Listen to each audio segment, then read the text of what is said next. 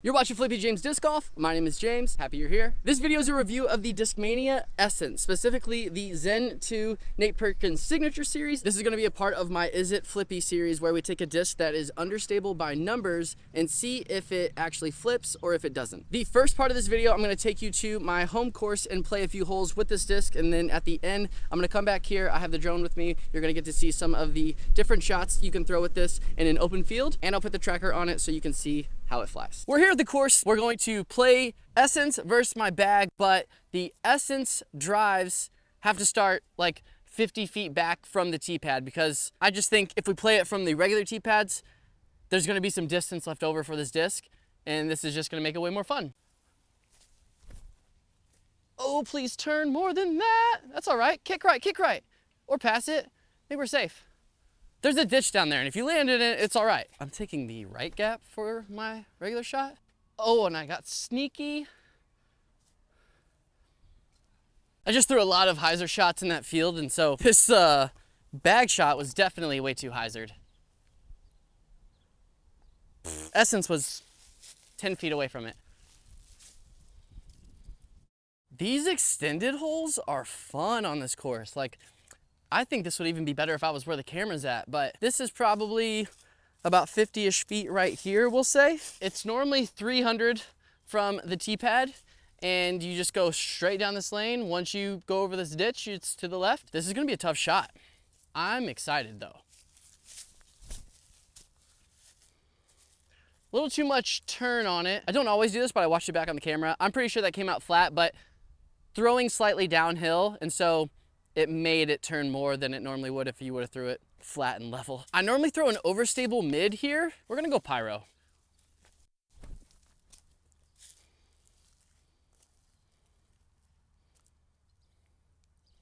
Even though it was hard to see in the video, based on where this landed, it did have stability. That was 2 feet right. Tee pad distance is 336, so we should be about 386 from here. We should be able to get there, as long as we don't hit anything. Oh, I kind of tripped. That's turning nicely. Faded back. Yeah, it's pinned high, but I put it too flat. That needed to be on hyzer to flip and just go. I'm sorry if that tree was in the way for the full flight. It was very nice. The numbers for that disc are 8, 6, -2, 1, and that's exactly how that flew, completely flat. The numbers are spot on. I'm gonna say that later. Bag shot is gonna be an Athena thrown flat. No. Oh my gosh, what's the wind doing? I just really needed to aim dead center of the fairway. Not the best shot for the basket with the Essence, but a great shot for the flight. That was close to 400 feet, mind you, it is downhill.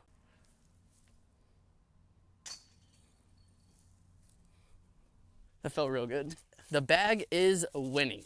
You're throwing 50 feet closer. I know. So this short, long tee pad thing was fun, but it just now dawned on me that it would have made way more sense to throw every shot from 50 feet back. So my goal is to hyzer flip to flat the Essence through these two trees right here. Like, good luck, I know.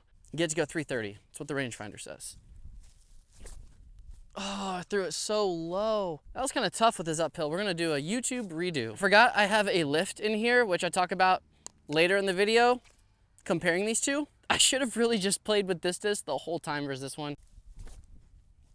Oh, I missed the gap, got the hyzer flip. Kick right, let's go. Threw that one a little bit too high. Oh my gosh, look at that gap that I just hit.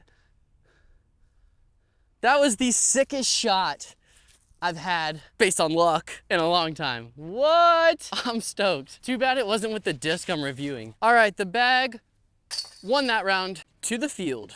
For a few of the hyzer shots, it did kind of just hold that angle. We do have a tailwind that's coming in and out right now, and so I'm sure that affected it a little bit. When I would put it on a lower hyzer and snap it, I could get it to flip and S-turn, and then the stability kicks in and it fades at the end. This shot went about 360 feet. In calm conditions, that is a pretty consistent distance for me with this disc. I have gotten to go farther, but it's never really turned and burned on me unless it was like a headwind and I threw it completely flat.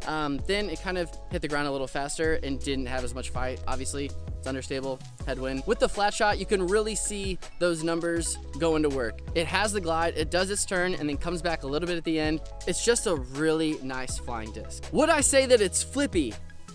It flips. I have thrown this for a few months now, and I'm happy to say that the stability of it hasn't changed since I got it brand new versus now. I keep this in my bag, and I also keep a streamline lift. It's a 9-speed with a 5 glide, but also like a -2.1.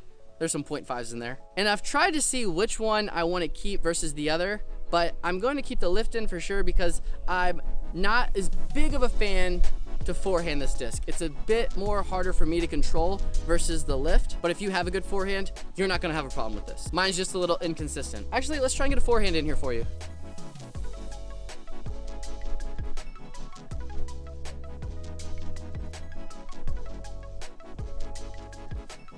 If you're looking for a disc in this slot, or specifically the Essence, I say get one. It's a great fairway driver. I'm very happy that I got it out of a raffle. If this video helped you decide if this disc is for you or not, please give it a like, subscribe to join the Flippy fam so you don't miss out on future videos. We'll see you in the next one.